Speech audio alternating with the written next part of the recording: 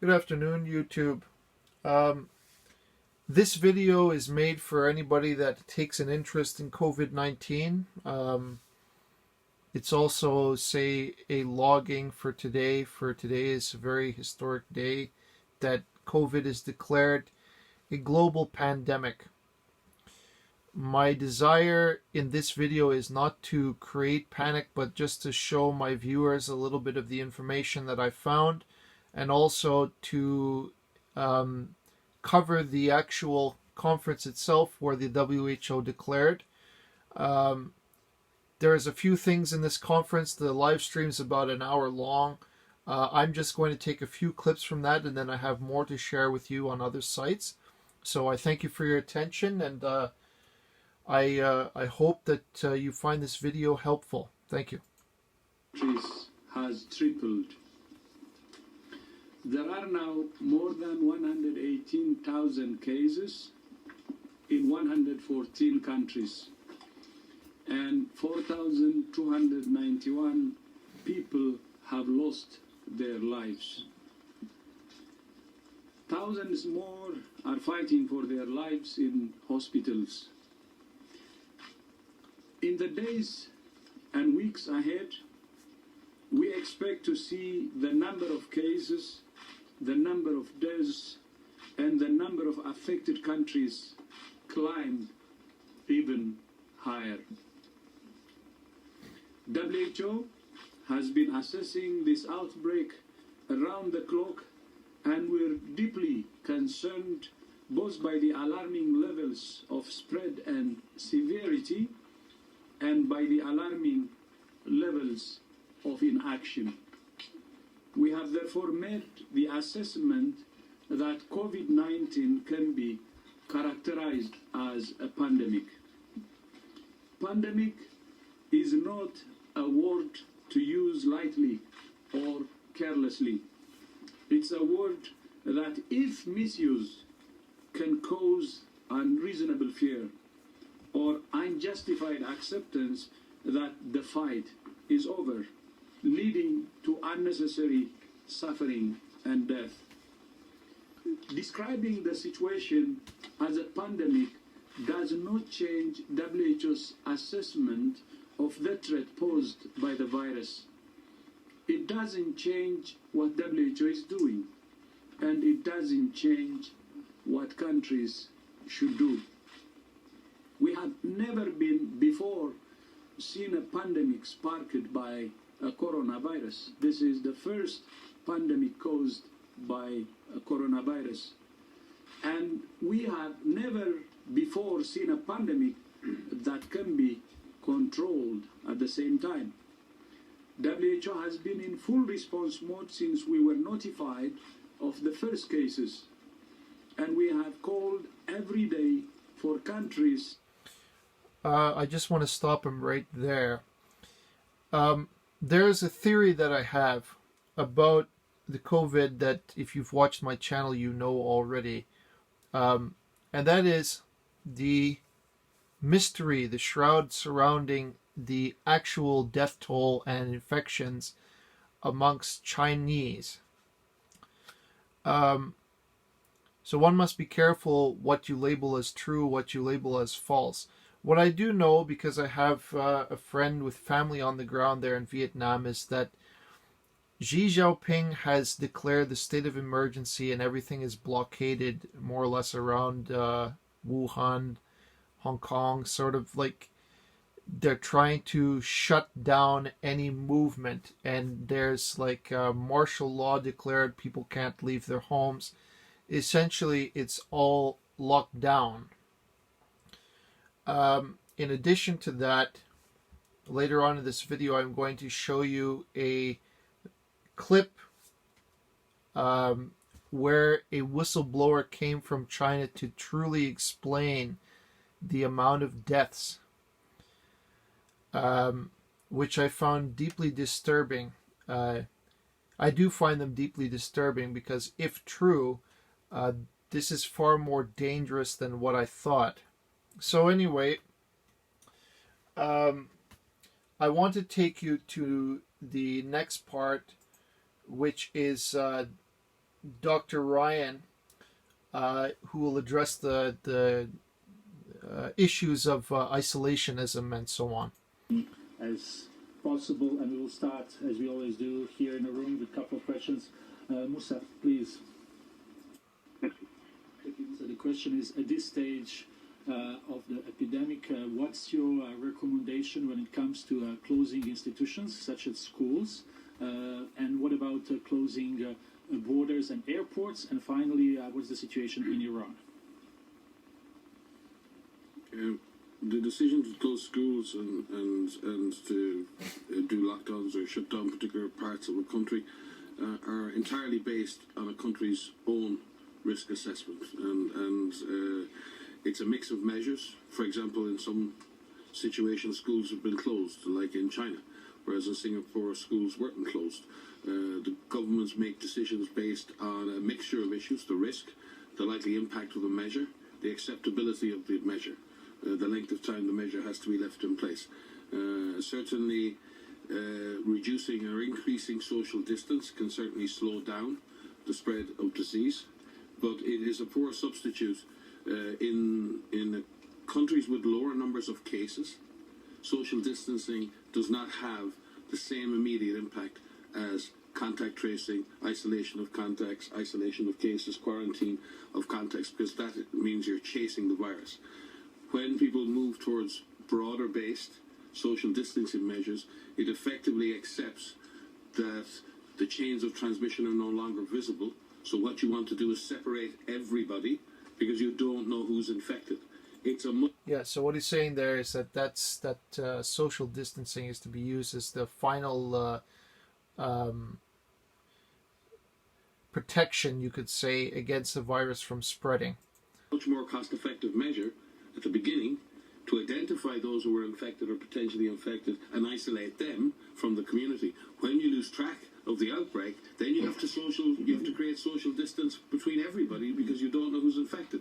It is a poor substitute for aggressive public health action at the beginning, but it may be the only option when you've effectively lost sight of the virus. Indeed, and when you talk about it like that, it's all good and well to talk about it, but the fact of the matter is, and I've seen it before with H1N1, is that people get paranoid with the amount of deaths, and social distancing is just the first thing that they go to in their defense.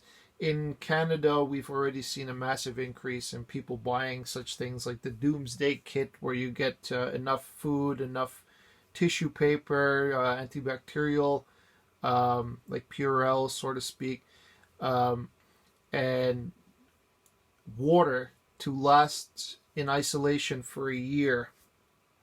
So people are deeply, deeply paranoid of being infected. So it's all well and good to talk about like that's a last, let's call it a last measure, but you know, it's different for people on the ground, of course, that they want to protect themselves. We'll just continue. It really does depend on the stage of the epidemic, and it sometimes depends on social acceptability.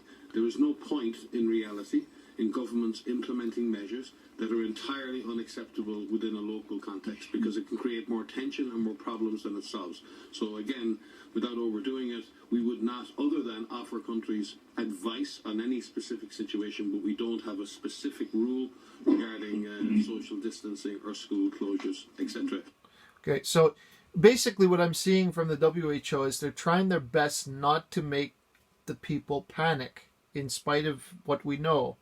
The fact is, social media and the internet makes it faster than ever for us to track the virus. And everybody knows that the exponential growth and so on, and I'm just borrowing this, I hope I don't get copyright, but I mean, it's growing, the number of deaths outside of mainland China. So this one goes pretty much up to, almost up till date. It falls a little bit shy, a few days shy of the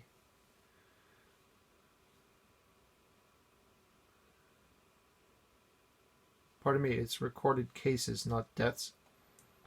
So when I'm looking at this thing, I'm deeply troubled by it because there's a lot of things that are going on. The Americans, for example, held many briefings about Corona, and of course, you know that Trump's policy towards the coronavirus was essentially to close the border to all Chinese travel, which, in my opinion, is a very prudent and wise decision. Essentially, you don't know how many lives you could have saved by preventing travel. You don't know how many infections you could have prevented. So I mean, it's sort of amplifying the effects of what Trump is doing. How many fold, no one knows. But we do know that the amount in the United States is limited because of the defense, you could say, that Trump employed. Here in Canada, we still have, sadly, free travel back and forth to China. It's, you know, they can make as many arguments as they like that it is safe and secure, but the fact of the matter is it's not. In the past week, Canada has seen a massive increase in COVID cases, and I expect that the number of cases will continue to grow. Trudeau has adopted no such policy to try to block travel to China. This is simply an advisory. Avoid non-essential travel to China due to the outbreak of coronavirus disease, and avoid all travel to Hubei. So essentially, it is an advisory, except for Hubei. It's strict travel and movement restriction because the city's on lockdown on the Chinese end. So like. Travel and travel restrictions are restricted on their side anyways, so it's a moot point.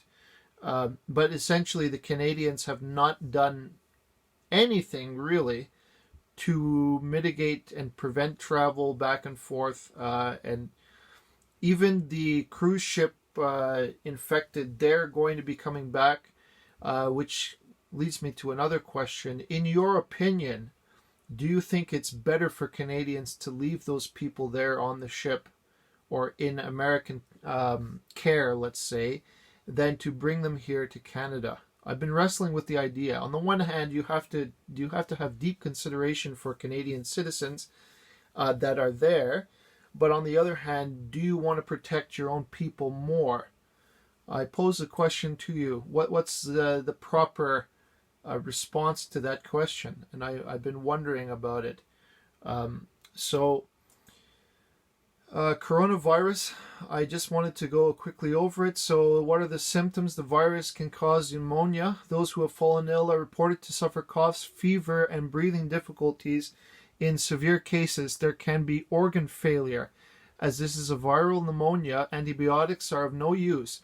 The antiviral drugs we have against flu will not work. Recovery depends on the strength of the immune system.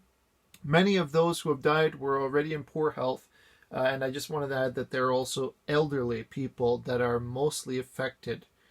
When I look here at the WHO, there's a couple of things that I wanted to address, and that is that the climate, a few of my, let's call them friends or family, you could say, they were trying to say that the virus is differently affected in different climate, and there is a chance that if you live in a hot area, that you can be spared, so to speak. That's untrue. That's fake. As everybody knows, the body temperature remains consistent, so the virus can spread mostly by saliva or the little water particles that it exhausts from the breath or from sneezing, from coughing. And if you come in contact with that, then it seems that you will be infected that way. So cold weather cannot kill. And then they give some advice for how you conduct yourself, and then they break the myths, so to speak. There are many things here. Coronavirus cannot be transmitted through goods. Mosquito bites, I find that very hard to believe since the virus is in the subject's blood. So there'll be cross-contamination, you could say, when a mosquito bites somebody and then bites another person. I don't believe that for a second that it can't be transmitted. So there are a few things here. In addition, there was the conspiracy nonsense where this gentleman here, Dean Koontz, essentially predicted in a book that's meant as fiction the spread of what they called the Wuhan 400, which is developed by their rDNA labs outside the city of Wuhan, and it was made a viable strain. I want to give credit, of course, to Dean Koontz. This is not supposed to be a copyright of his book, but I just wanted to show you. And people were freaking out about that because it was how coincidental that this gentleman predicted that it was going to be in Wuhan or close to, and that the virus would be extremely deadly in 2020. So that was interesting. The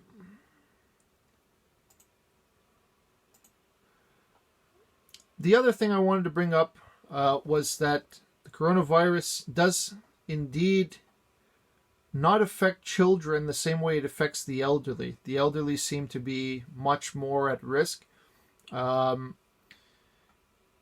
especially deadly on the other end of the spectrum. The fatality rate for those over 80 is estimated at 21.9%.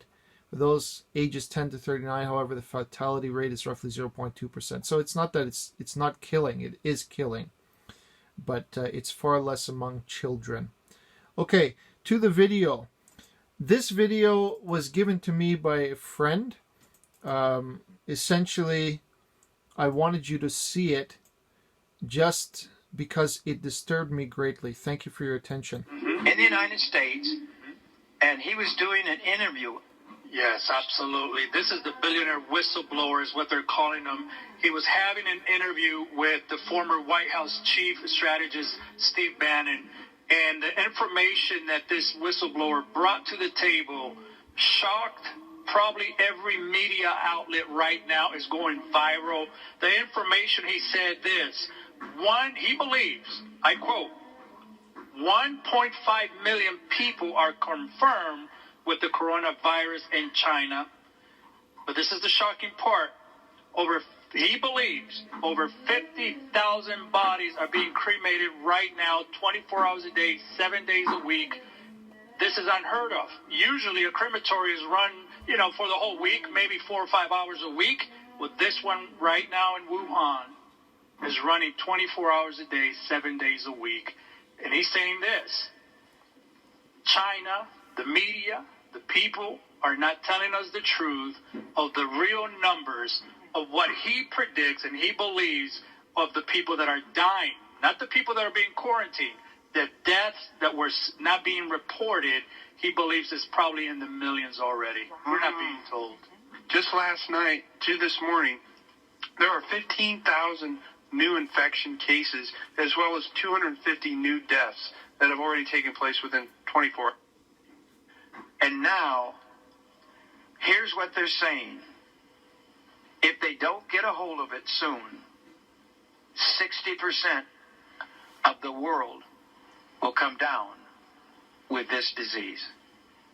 Is that right? Absolutely. According to Dr. Gabriel told The Guardian, it says this, and I quote, the coronavirus rate of infection suggests that 60% of the global population could get the virus if it is not brought under control. Okay, so when looking at this, I kind of want to approach it very carefully because the problem is, if true, that's a very, very powerful statement.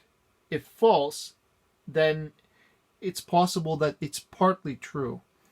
Why I think it's partly true is because the Chinese are not to be trusted with the statistics that they offer the world. If you know them in business, you know that they are not forthcoming. The government controls everything. That's not a conspiracy. That's a well-known fact. The fact that that it could be over 1 million deaths, that's speculative. That might be rumor. But if true, it's it's very, very severe. The thing that really disturbed me is that 50,000 bodies are being cremated every day. There was a rumor I heard on the internet about the hospitals that the Chinese were building that were not hospitals, but rather a front for a crematorium, you could say. So they got furnaces burning all the time there. If you're on the ground, it's the smell is inconceivable in that area. But essentially, they bring the bodies there to be cremated. So this one is one of those very important, if true.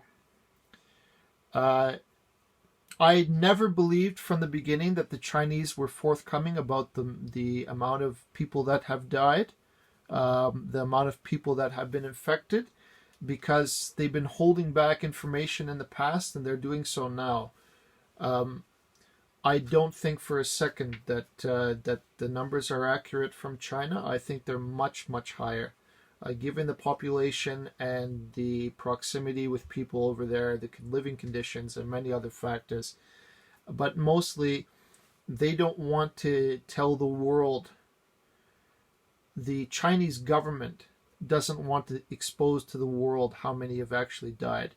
And what I know from the history of the Communist Party, you could say, in the past, is that 1 million deaths means nothing. 400 million deaths mean nothing as long as they achieve their goal. So I do believe that the coronavirus is a weapon. It pains me to say that because it's all sort of theory at this point. But look at how the Chinese rejected aid from the US. And I mean, as I've reiterated in a previous video, the Chinese have no right to reject help from anyone when dealing with a virus like this. You need all the help you can get. So I find it curious why they would do such a thing, and they would postpone it for months before they let scientists come in and actually study the disease properly, study the virus properly, and bring people in.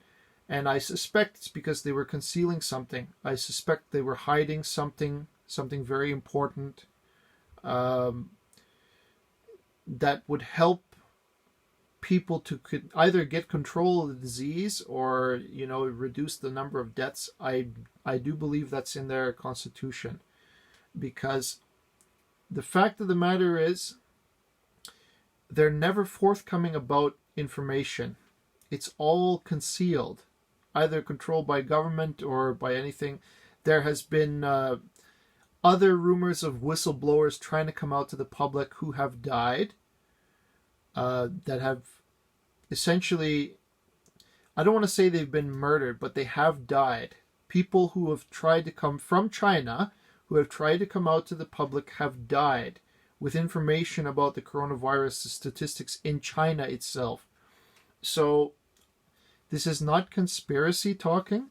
This is a fact of information that is not reported good enough, not in the public realm, unless you were looking for it.